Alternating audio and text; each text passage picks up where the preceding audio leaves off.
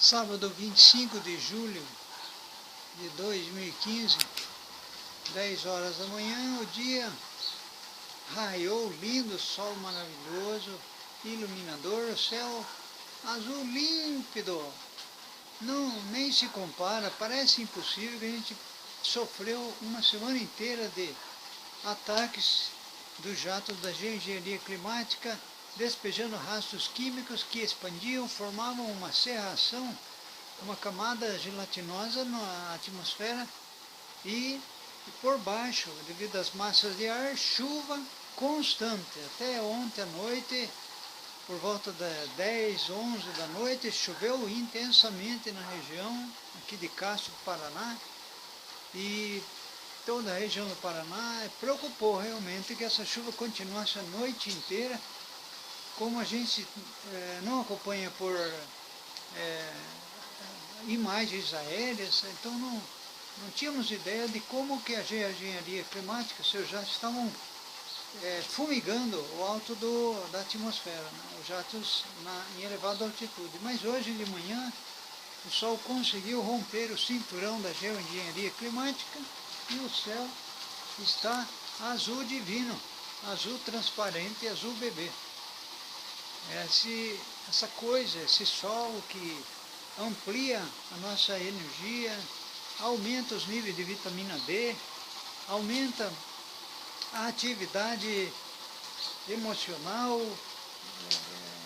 a atividade hormonal que possibilita o bom humor, aumenta o vigor nos ossos, aumenta a imunidade, aumenta então até mesmo a fotossíntese, né? Porque o sol é a razão de ser da fotossíntese. A fotossíntese, as plantas revigoram e, portanto, a cadeia alimentar, a alimentação, e o ser humano está integrado nesse todo, nesse biorritmo universal. E o próprio bioma produz esse campo de espiral de restituição, limpando o ambiente, limpando o ar. E esse azul celeste espelha no nosso azul celeste interno. Pela holística, o interno e o externo são uma coisa, uma só totalidade. Então, o nosso coração-mente, o nosso Shen, segundo os antigos taoístas, se integra melhor entre o raciocínio dissociado e o coração que sente. Esse Shen se integra e integra o corpo-mente como um todo, através da nossa centralização, que normalmente somos um oceano descentrado, estamos dispersos, as nossas faculdades, os nossos aspectos yin e os nossos aspectos yang, o aspecto nutridor e o aspecto energético ficam dissociados e adoecemos, nos tornando polarizados e perdendo a integridade desses centros de energia consciencial. Os hindus chamavam chakras, e na acupuntura, nos antigos chineses, os taoístas, tinha toda uma rede de meridianos que percorre o organismo, e que com o tempo, com as vicissitudes, com a idade, com os transtornos, com o trabalho, com a rotina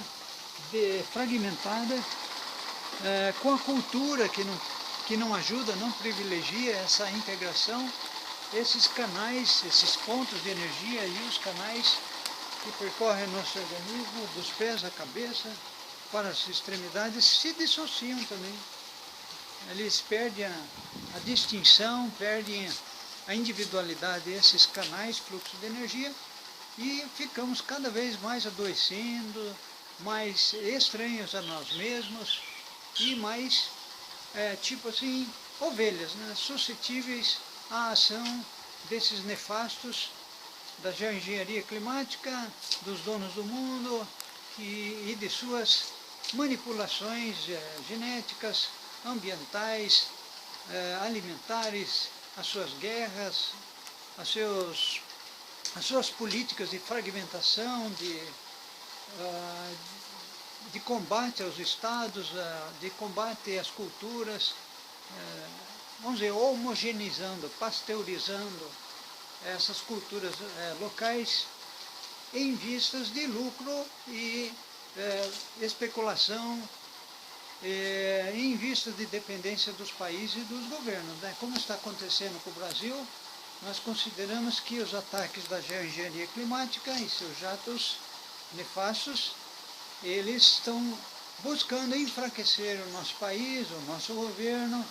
para que os seus representantes de elite assumam o poder e realmente abram as portas do governo aos seus representantes, aos seus lobbies da geoengenharia climática e sua corporatocracia mundial. Nós vemos isso em termos de agronegócio, né? As grandes multinacionais de herbicidas, fungicidas, inseticidas da agricultura têm grande peso de lobby no Congresso e nos próprios órgãos de fiscalização ou órgãos científicos, inclusive internacionais,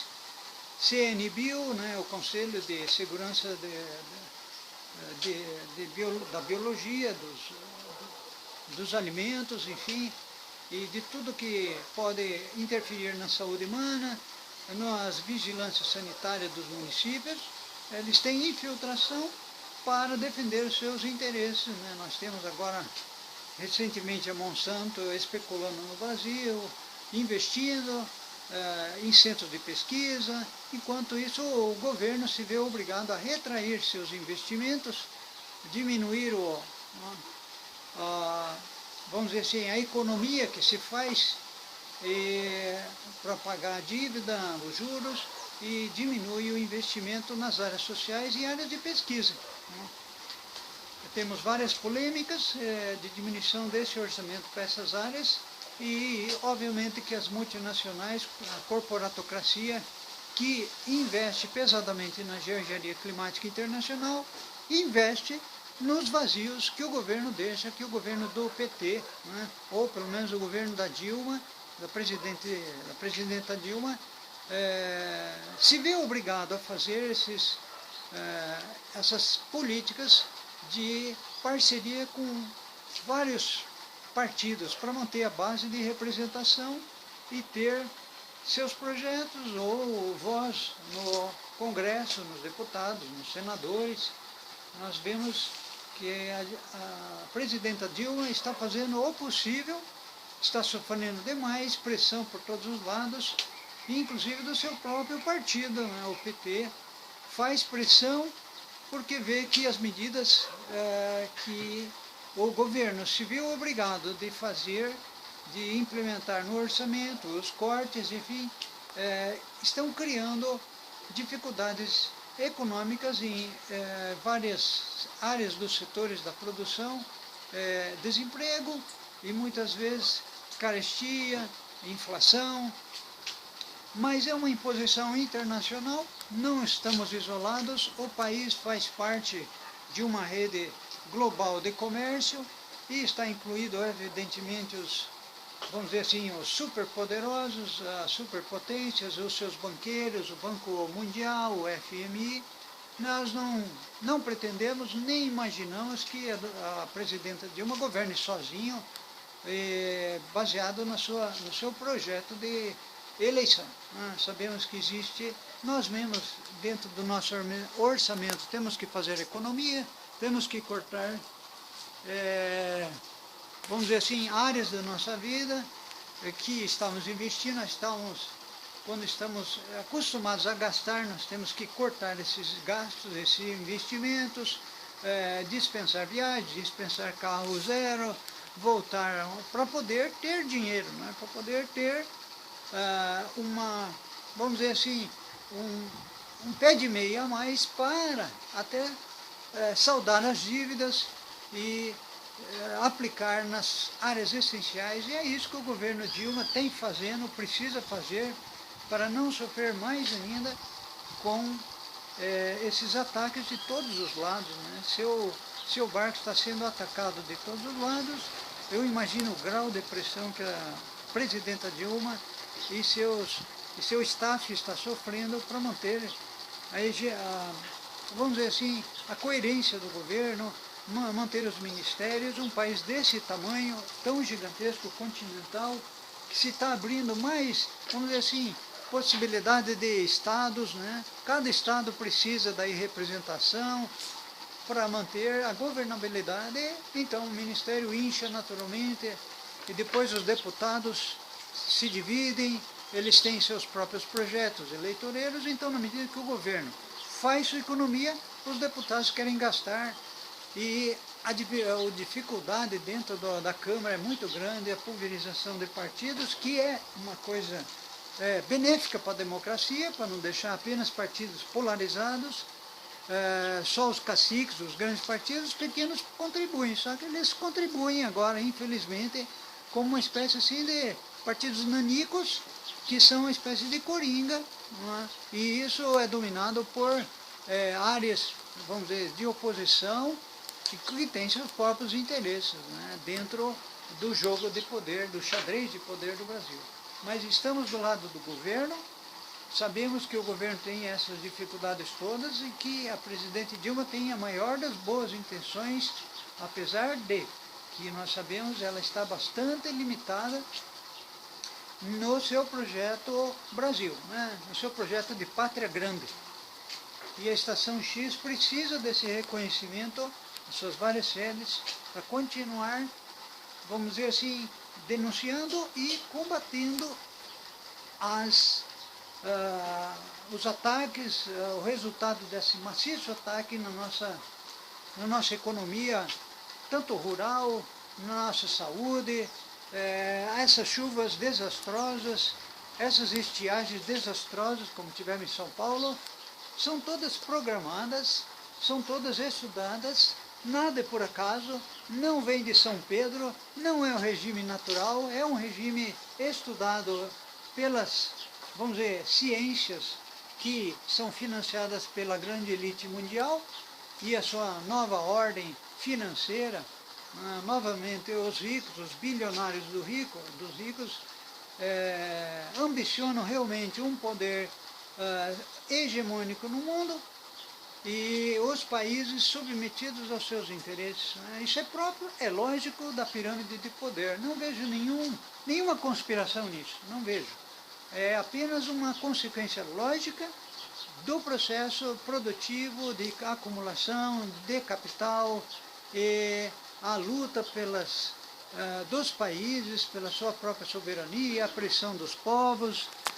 a pressão dos seus eleitores. Nós temos essa situação que o governo tem que administrar, tem que sofrer, e nós esperamos que essa situação toda culmine, afinal de contas, se assim o líder, né, o Lula, em 2018 estiver viável para governar o país novamente, para continuar a política, mas uma política nacional, eles precisam revisar a questão, a mesmo do real, que show, enfim, nós precisamos de um espírito de pátria grande e não de dependência mais de órgãos financeiros internacionais, seja para o lado do BRICS, Rússia, China, Índia, África do Sul, mas precisamos desenvolver esse Mercosul para ter a nossa própria independência o mais possível, né, sem utopia econômica, uma moeda que tenha e não fique atrelado ao sistema internacional monetário, né? Porque senão nós vamos ter que ficar submetidos ao grande irmão da América do Norte, e nós vivermos tipo assim como quintal deles, produzirmos matérias brutas, e eles desenvolvem as matérias-primas lá, e nós vivemos consumindo essas matérias-primas trabalhadas, industriais, e nós vivemos submetidos historicamente, coisa que a nossa elite tupiniquim, divisão curta, considerou o Brasil praticamente como assim um quintal dos Estados Unidos, da hegemonia europeia. Era primeiro europeia, depois foi dos Estados Unidos e da potência anglo-americana. Não, nossos jovens, nosso país não precisa disso, nós precisamos realmente resgatar a nossa cultura de Pátria Grande, que está profundamente em nós. Estação X, Castro, Paraná, Brasil.